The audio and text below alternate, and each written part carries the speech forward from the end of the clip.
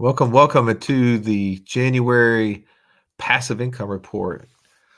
And we got a bunch of stuff to cover today. So we're going to be recording for our podcast that comes out here in a couple of weeks. If you're watching live, as always, we appreciate you being on. And if you're watching this on YouTube, we're grateful that you are connecting us with us even after it's been on here. And then I forget, Joey, we do this on LinkedIn as well. So I don't want to lose the people on LinkedIn. For sure. All right. You ready to go, my friend? A ready man doesn't have to be ready. All right, let's go. Welcome in, everybody, to another episode of our Passive Income Report. This is a podcast that we do every single month and have done since July of 2020, where we break down exactly what we're doing with our money. We talk about becoming financially free. We talk about how we're going to help you become financially free, but we don't want to be thought leaders, do we, Stallion? We want to be result leaders. Leaders, yes. What is a result leader? What does that look like? Somebody that can show you how the cake is made because they've made it themselves. Okay. It's not just tasting somebody else's cake. It's literally building the cake in front of you. And to be honest, sometimes we put, too much flour, too few eggs, and it doesn't taste that good. So we have to share with you the good, the bad, and the ugly of our own passive income report so that you can learn from us. And, one of the things I think is transparency, accountability, show you what's possible. So in January, we did a couple of new things. We share on this episode how our daughters launched their own vending machine businesses. That's going to be a pretty cool part for us to break down. We're going to give you some behind the scenes, let you see what all went into it, and also how it looks whenever you start this. I know many of you have said, hey, I'm interested in doing this personally or with my kids, but you're a little bit nervous of what it looks like on the back end. So we're going to try to share as much of that as possible. We're also going to be talking about how Joey expanded his Turo fleet, got 2 new cars, huh, Stallion? That's right. Coming in hot.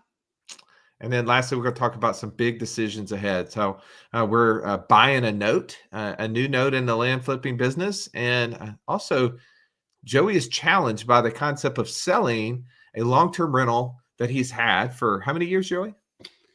Golly, if you wouldn't have asked me, I'd have told you it's coming up on 23 years. So should Joey sell this asset he's owned for 23 years, or should he keep it? If he sells it, how should he sell it? We're going to break down all of that and more right now. Let's go. All right, Stallion, let's look at our first thing on the table, which is the vending machine business.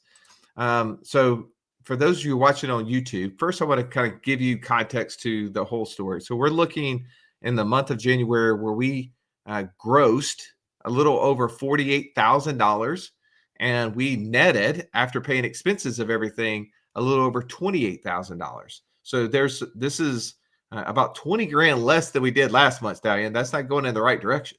Yeah, I'm not a big fan of that, Russ. I'm gonna need you to step it up maybe in February. All right. Well, let's talk about some of the things we said we're going to talk about, which is the vending machine business. Why vending machines? What are we doing? And give me some behind the scenes of this thing. All right. So just in case you haven't already checked out our podcast with Mike Hoffman, you can go to wealthwithoutwallstreet.com/vending to learn all of the things that we're talking about. He has a course, he has a community, and he has taught us even from stage at our live event back in August. And the bottom line about this is the technology in the vending space is nothing like it used to be when you were growing up with the quarters and the nickels and putting them in the slot and having the little turnstile that pushes the food out to the thing and falls crashing down into the little thing. You put your hand in. That is all antiquated technology. The technology today is a refrigerator that you tap your phone or your credit card, you open up the whole thing, you grab whatever you want, and the AI cameras charge your credit card on the way out. Now, why is that important, Russ? Because now this has become not a route that you have 10 vending machines and you have to go check on every week to make sure that they're full. You literally have the technology, the behind the scenes technology that literally show. Should I show everybody what looks like, Russ? Yeah, I think it's helpful. I mean, I think that's the benefit of watching live, right? All right. So this is what we look at now when we look at our vending machine. It tells us how many sales we have, how many transactions, what's the average transaction. The average transaction on one of those little turnstile vending machines, what do you think that used to be, Russ? I'd say it's equal to one item, whatever one item Exactly. was, because I mean, you're going to put your money in there, you're going to press the 3-digit code, and then you're going to stick your arm in there. You're going to get your watch called on the inside of that little arm thing, and you're going to be like, enough's enough, I'm done. Exactly. But we're now averaging almost $6 per transaction. And that's because of the ease of use, the fact that you're using a credit card. I mean, you don't have to have the actual physical change or dollars in your pocket. It's a game changer. And not only that, you can scroll down here. I'm showing you, if you're not looking, I'm showing the actual dashboard of our machine. It tells you what are your top selling products. So now I know exactly which ones to keep in stock and which ones not to worry so much about. All right, so I'm gonna press pause 1 second. We jumped ahead just a second as to what we're doing, and how it works, but we didn't talk about why.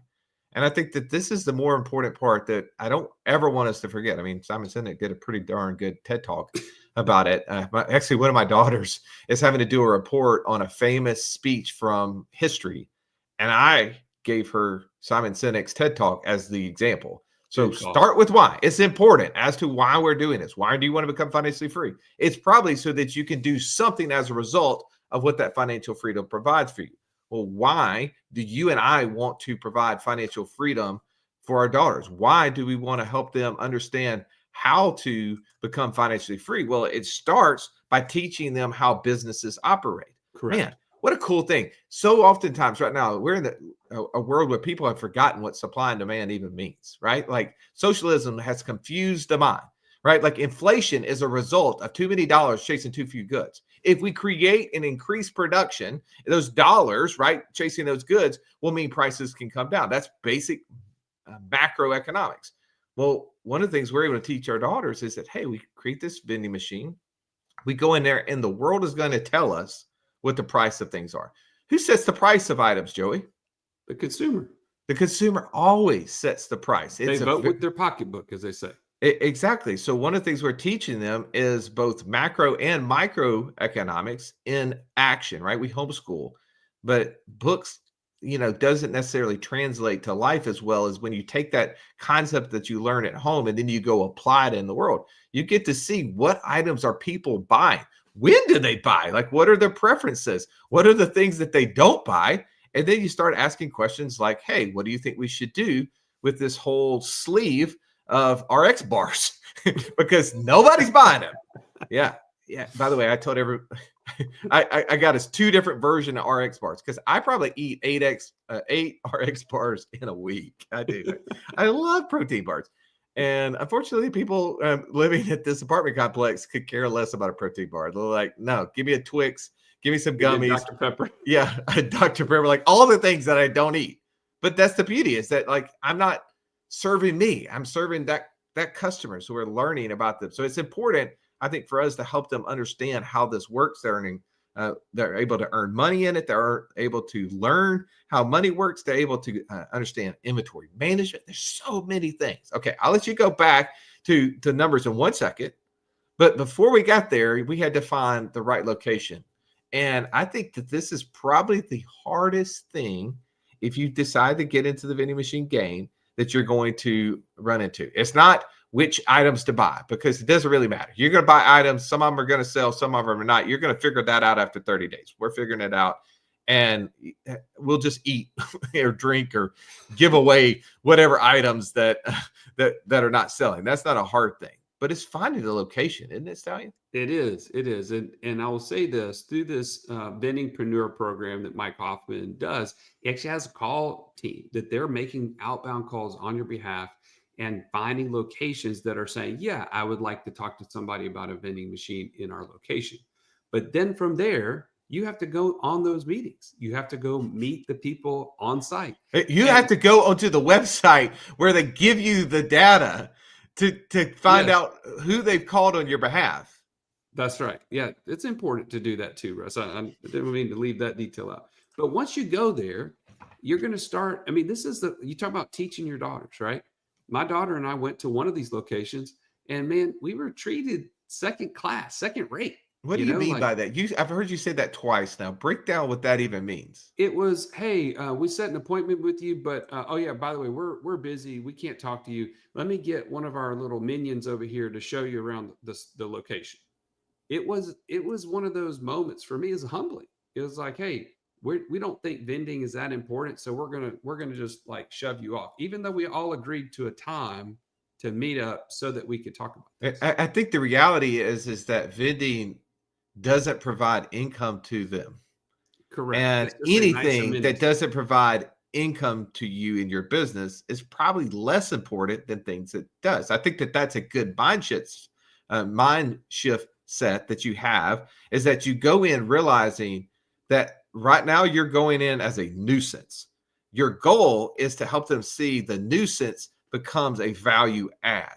Correct. Hey, I'm not going to put money in your pocket, but what I can do is help you avoid spending money. Do you guys ever spend money? Do you ever have complaints from people? Do you ever have this issue or that issue?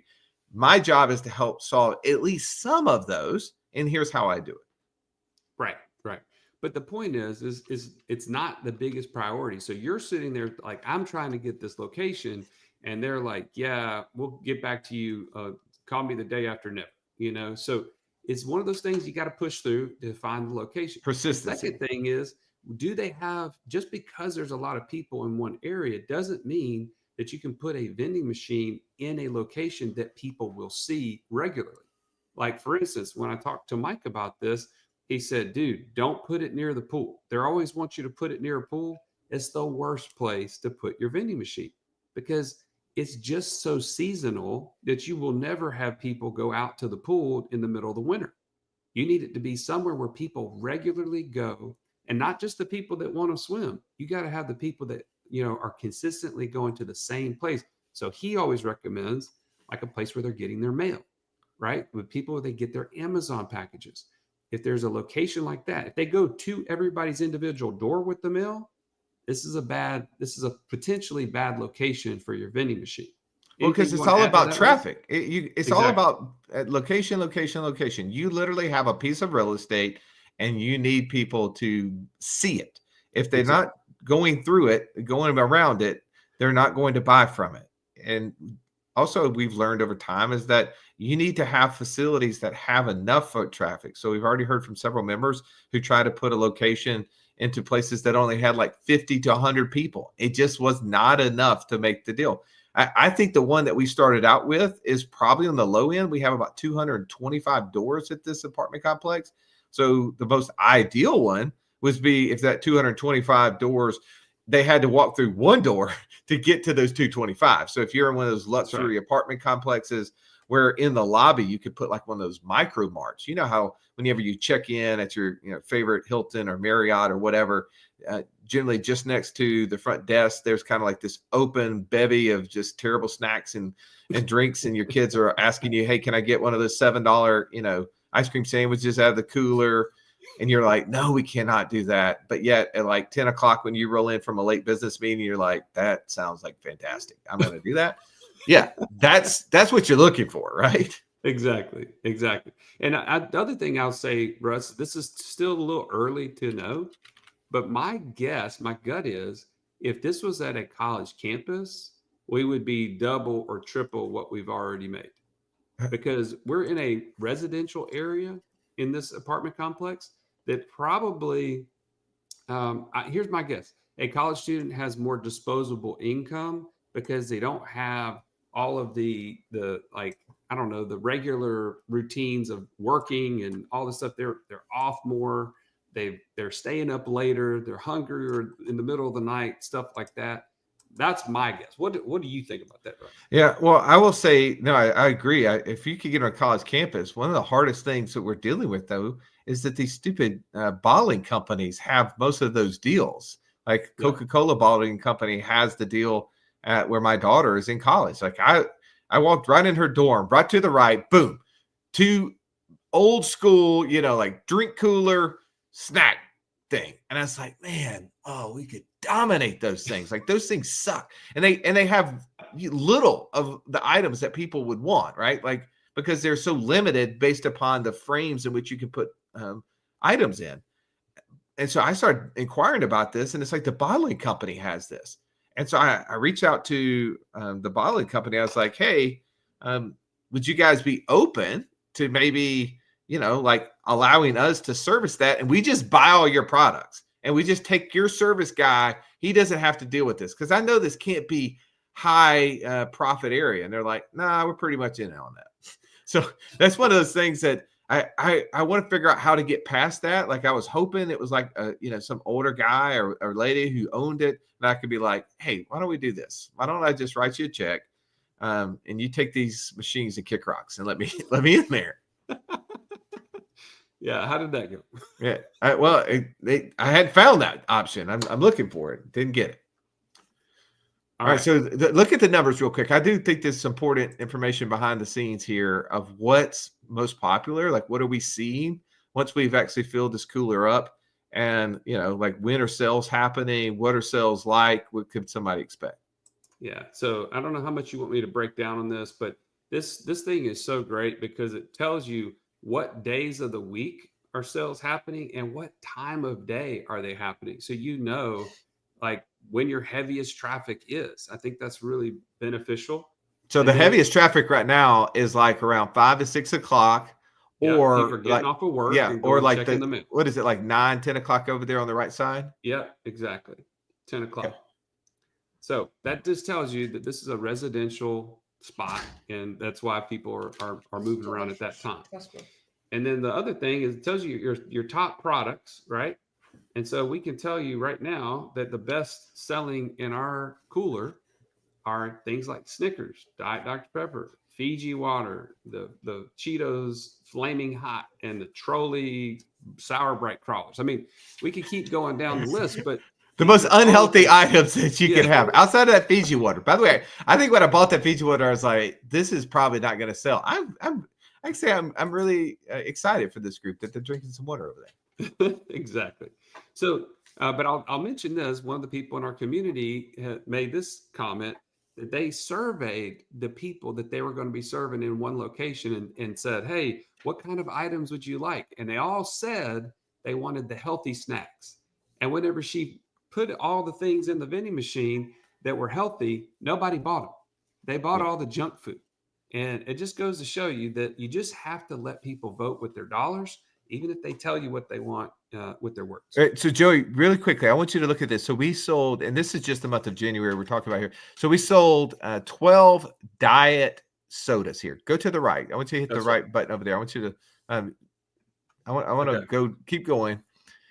The really interesting thing about this, we sold 12 diet sodas. I think I said that. Yeah. We've only sold one Coke. Regular Coke. Yeah. Yeah. So this is a conversation I had with my daughter around this. I was like, what does this tell us? Is that people don't care about Coke. So what should we replace it with? And we were just sitting there talking. I said, what is similar in nature to Diet Dr. Pepper and Diet Coke? And she was like, Coke Zero. I was like, exactly. So why don't we go buy Coke Zero and stick it in there and see? We don't have to go buy a huge batch of it. Go see if that is an item that people, since they're buying, diet drinks, quote unquote diet drinks, let's see if they will buy that, because that's another alternative. Give them more of what they want. Exactly. Good point. All right. So the point is we're off to a fairly slow start with only selling $184. Let me pull back up our sheet here. $184 gross revenue, but we also didn't start immediately in January 1st. It was about the 7th or so, and netted out $104.96. Now, there are some labor costs in there that we aren't able to calculate immediately. We're going to be adding those in months to come, but our daughters really want those labor costs to be added in, Trav. They're ready for that labor cost to be added in. Exactly. And we've incurred it. We just haven't paid it yet. How about that? So we're not hiding dollars, but also I think that this is just an example of starting any business. So whenever you're starting a business from scratch, you're always going to experience a startup cost. Exactly. And for some people, they want to go buy one. So maybe you find somebody out there that already has a vending machine business and you just go buy it from them and not have to start it from scratch. Exactly. Now, let's transition real quick, Russ, into the Turo space. Okay. So, if you haven't already been paying attention, we've done many podcasts on this. If you go to wealth.wallstreet.com/cars, you can learn more about how the Turo business works. Specifically, Aubrey Janik is the expert in this space who has been teaching people. She has a course, you can find it there. And this is the thing that kind of shifted my mindset when I met Aubrey last year, is that we were doing things wrong. Russ started out by buying a new truck and trying to put it on Turo. And what happened? It immediately depreciates. It immediately gets just, worked and Yeah, abused yeah, to the all the thing. things like you've rented a car before. You know what you do in a rental car. You know what you don't tell them you do in a rental car too. Yeah, all of that and Exactly. more happened to this truck. Exactly. So what Aubrey talks about is, man, you need to buy something in the $5,000 to $7,000 range that still has already been depreciated, and be able to just use these economy cars. Talking $50 a day kind of cars that people are in high demand for these types of vehicles. So I'm like, wait a minute, okay, I need to figure out if we can do this. I already had my minivan that we weren't using that was put on tour, and it was doing really well. And I was like, well, let's see if we can expand the fleet. So I went to look for it in our local market, and there's some Facebook Marketplace deals out there. To be honest, I'm not the most mechanically inclined guy. I know that's a shocker to most of you, but I would have really wanted to have like on-site mechanic to come check those out with me, and I just couldn't figure out those details. Okay, so what I did is I went to an old company that I bought cars from years ago that's local. I had good experience with them on the used car side. And went to them and just told them my business plan. This is what I want to do. I want to find something in that $5,000 to $7,000 range, and under 100, right around 100,000 miles or less, and something that's in the 2016 or newer range. And there's a reason for that, because if you go older than that, Turo is now limiting 12-year-old cars and older.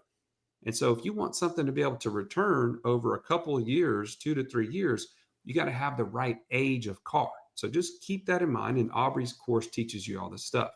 So, anyways, long story short, they had two Nissan Sentras that were available, and they had just had new transmissions put in them. They're 2016 and 2017, less than 100,000 miles. They're like 90,000 or so. And I was able to get those for $8,500 a piece. Now, those are a little bit more than the 7,000, I but was about to say, wait a second. You said I'm looking for 5 to 7, and now here you are at 8,500. well, I'll just tell you, on the retail market in this case, like, or wholesale, because he was able to, they were actually more than that. And I got them for less, but because I bought two at one time. But the issue is, man, if you're going to try to find something that's 5 to 7 in a retail market where you're not doing all of that research, like I think most people would do on the Facebook Marketplace, I was paying a little bit more in order to have like a little bit more of a convenience factor, and also be doing business with somebody that I trusted. All Okay. right, so I'm gonna try to give you some data here. Looking at Turo's most recent stats in 2025, they're actually backing up what Stallion saying here. They're saying that the economy segment, and they gave examples of the Fiat 500 or the Kia Rio. Those vehicles are bringing in the highest return on investment of all the cars out there. They're actually as high as 178% on the Fiat and 138% on the Kia. Now compare that. If you look down here, like somebody like me, I was like, man, I want to go buy something fun, right? Like let me go buy like a Porsche, right? Like we actually bought an Audi and a pickup truck. But let me buy something fun. The sports car is only given a 72.5% return on investment. My guess is if you consider the depreciation, which I know these numbers don't consider, Mm-hmm. those numbers are way out of line. Exactly. And it also, my guess is you're going to be way more upset when somebody trashes your Porsches than when they trash your little Nissan Sentra. 100%. In fact, it's funny you brought this up. There was a guy down the street from me that had a Porsche that was for sale, and I was like, "Ooh!"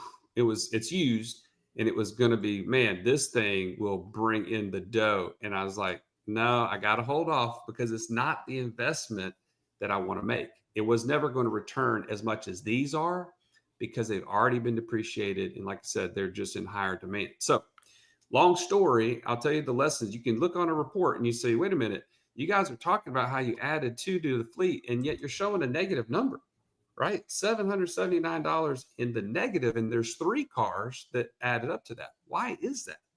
Well, I always want to show you the good and the bad, right? The good is the minivan made a profit. The bad is there's two startup fees that with the operator that I work with on Turo for the new two cars that I put on there. Not to mention, they also were added mid-month. So there wasn't enough time for there to be a lot of revenue coming from those. And then the last thing, and this is a lesson learned, okay? It's a place for me to get burned. One of the vehicles was having a issue with the brakes.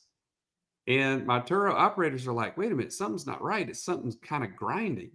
They had it at someone's car or house that they were using it.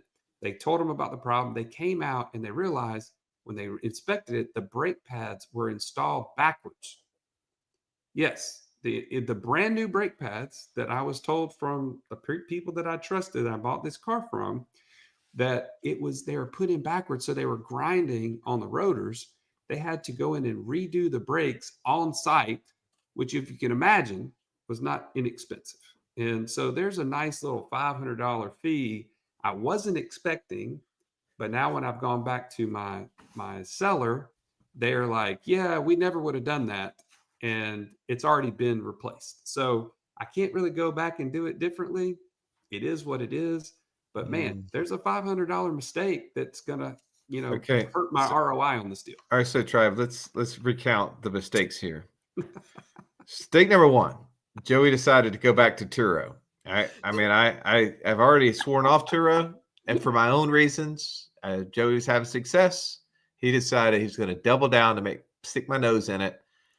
He says, "I've got this idea." He created a buy box. Did you hear what his buy box was? His buy box was cars, economy size cars, 5 to 7,000. And all the advice was, hey, you need this $5,000 to $7,000 car, and you're probably going to have to go to like a wholesale market in order to purchase them. Joey says, no, I don't trust my ability there. But hey, that's okay. I probably would have given $500 to a guy who has a good ability and taken him to the auction, right? That'd be a good time. A guy who likes to buy cars, understands cars, probably wouldn't mind the $500 and would love to just talk Joey's ear off. And be honest, Joey would love to talk his ear off. If you've ever met Joey, he doesn't shut up. He loves talking. I know that he doesn't get enough in on this show because I talk even more than he does. Way too few words. Exactly. So here's where that deal would have gone. He would have went and bought a car in the 5 to 7,000 range because that's what the guy who he took as an expert would have done.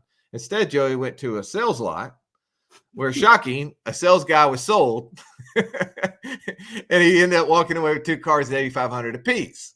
Now, his idea was that those cars were going to be in good working condition, not immaculate. We knew we were buying old cars. They're going to have some issues.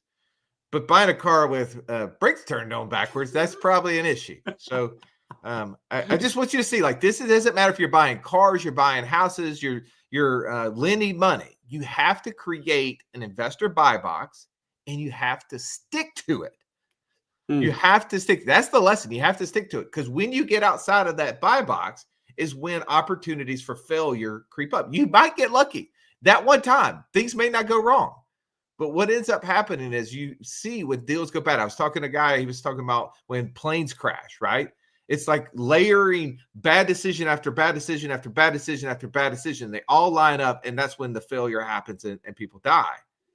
But when they go back and they evaluate it, they see all those bad decisions stacked up. So when we see this Turo bad month, you see in the kind of the Swiss cheese model here. Just bad decision, bad decision. Okay.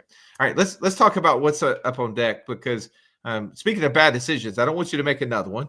One good decision that we've made, we have coming up, we're buying a note in our land flipping business, which is going to produce about $1,100 a month, which is pretty cool. We don't have a whole lot of time. We'll talk about that next time, what that looks like, how we decided on it. But I do want to talk about, you said, hey, I have this long-term rental. I've had it for 23 years. I'm considering selling it. Most people say real estate, long-term, best asset. Everybody we talk to in the flipping world always, we said, what would you not, what would you go back and not do if you could? And almost all of them say, I wouldn't have sold those properties. I would have held on to them. So you're considering selling it. Tell us why, and let's consider all the options available to you. All right. So, number one, as the cost of everything is going up, my condo association dues are going up. The cost of capital has gone up. I had a line of credit against this, and the interest rates have gone up on it. So, that's cut into profits. On top of that, I'm really I've been on the low end of what my long-term rent is. It's only $11.50 a month, and I realized I could probably make more like $1,500 a month in the retail market. So I'd have to just find a different renter in order to do that. But as I've thought about this, there's it hasn't grown substantially since I bought it 20 something years ago. And my thought was there's a lot of equity built up in this house that I could deploy at a much more efficient position than what it's working at today. And but the other part of this is like I want to try to maximize whatever profit I can get from it.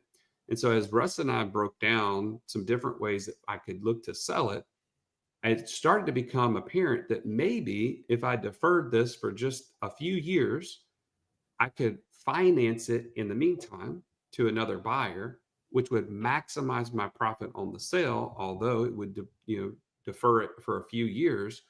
And that's where I'm thinking about it, Russ. I'm thinking if I could turn it now instead of a $180,000 sales price into almost a $200,000 sales price because I finance it, then that would allow me to get the most profit out of this over the time period of the next 3 years.